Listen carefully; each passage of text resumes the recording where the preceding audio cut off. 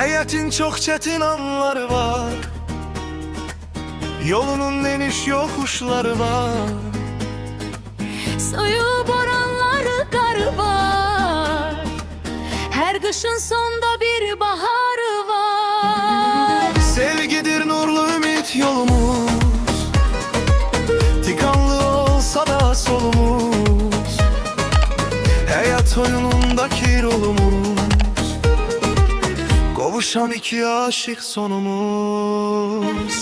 Birazca sabreyle canım benim, karşıda seninle güzel günlerim.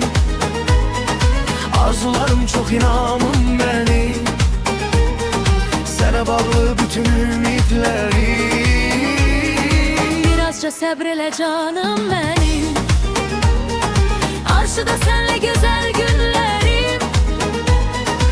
Arzularım çok, inanım benim, sana bağlı bütün ümitlerim. Beledir kış dalınca yaz olar, Biz günün ömrü dediler az olar. durular sular bulanmaz olar. Kara günler ah bembeyaz olar. Bu hayat mennalıdır değil boş, menzil hoş olar, niyetimiz hoş. Könlümüz olsa eşk ile serhoş, geçecek bir illerimiz hoş. Birazca sabreyle canım benim, karşıda seninle güzel günlerim.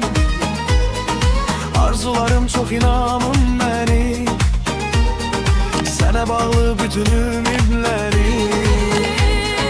Birazca sabreyle canım benim, karşıda seninle güzel günlerim. Arzularım çok, inanım benim, sana bağlı bütün ümitlerim. Birazca sabreyle canım benim, Karşıda seninle güzel günlerim. arzularım çok, inanım benim, sana bağlı bütün ümitlerim. Birazca sabreyle canım benim, karşıda seninle güzel günlerim.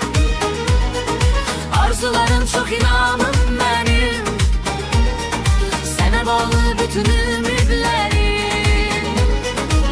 Hayatın çok çetin anları var,